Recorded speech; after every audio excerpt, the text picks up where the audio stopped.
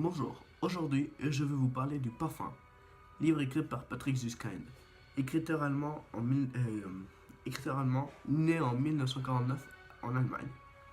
Le Parfum, écrit en 1985, est l'œuvre principale de cet auteur. Ce livre nous raconte la vie de Jean-Baptiste Grenouille, présenté comme l'un des hommes les plus abominables mais géniaux de son époque. Depuis tout petit, l'histoire de Jean-Baptiste Grenouille est marquée par le sang, car sa mère, qui essaie de l'abandonner, est exécutée par le crime d'infanticide, des décès d'infanticide, parce qu'elle essaie de l'abandonner, comme elle avait fait par ses quatre enfants d'avant.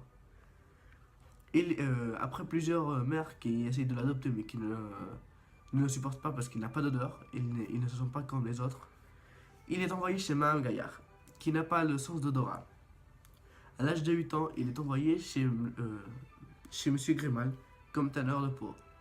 C'est à cet âge qu'il commet son premier crime, lorsqu'il tue une jeune femme à Paris lors des feux d'artifice du roi. À l'âge de 15 ans, il est vendu à Giuseppe Baldini au prix de 50 francs. Et c'est là où il apprend qu'on peut extraire certaines odeurs de certains éléments, par exemple les fleurs, les arbres, mais pas l'essence des odeurs de ces mêmes tous les objets. Par exemple, un pommeau de porte, un coussin, une roche. À l'âge de 18 ans, il abandonne Giuseppe Baldini et il part de Paris. C'est là où il se rend compte que l'odeur à humain le dégoûte, donc il fuit aux Alpes. C'est là où il hiberne pendant 8 ans. Non, 7 ans, 7 ans. Après 7 ans, il se rend compte qu'il n'a pas d'odeur, il en cherche une.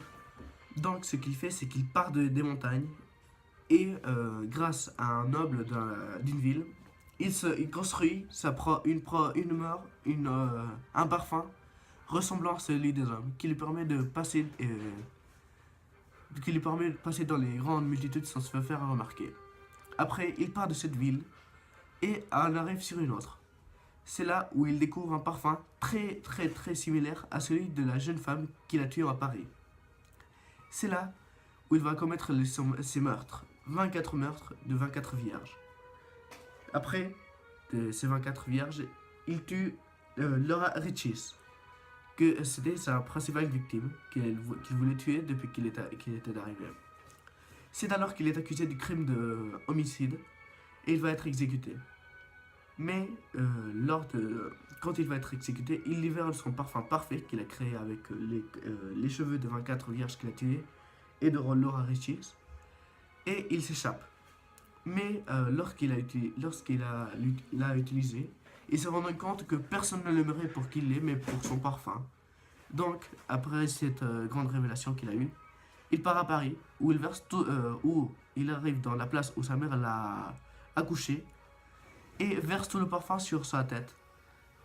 Une trentaine de personnes qui étaient dans la place, que lorsqu'ils sentent le parfum, ils ont dit « Oh, c'est un ange !»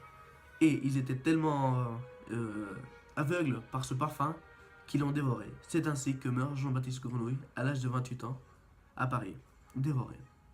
Maintenant, je vais vous lire un extrait de ce livre.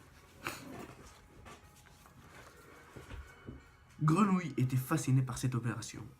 Si jamais quelque chose dans sa vie avait provoqué l'enthousiasme, certes pas un enthousiasme visible de l'extérieur, un enthousiasme caché, brûlant comme à la flamme froide, c'était bien ce procédé permettant, avec du feu, de l'eau, de la vapeur, et un appareil astucieux, d'arracher aux choses leur âme odorante. Cette âme odorante, l'huile éthérique, était bien ce qu'elles avaient de mieux. C'était ce qui l'intéressait en elles. Tout le stupide reliquat, les fleurs, les feuilles, les écorces, les fruits, la couleur, la beauté, la vie, et tout le superflu qu'elle comportait encore, il ne s'en souciait pas. Ce n'était que des enveloppes et des scories. Il fallait s'en débarrasser. Avec ce passage, Süskind nous montre ainsi bien un personnage qui est un sociopathe, un psychopathe. Il ne ressent pas de l'empathie pour les êtres vivants qui l'entourent, comme on peut le voir avec la jeune fille lorsqu'il la tue et il ferme les yeux. Il sent le parfum des choses. Ainsi, pour lui, le plus important, c'est pas la vie, mais le parfum qui dégage tous les aspects de la vie éternelle. Ainsi, on a un personnage, un anti-héros, qui protagonise ce roman appelé Le Parfum.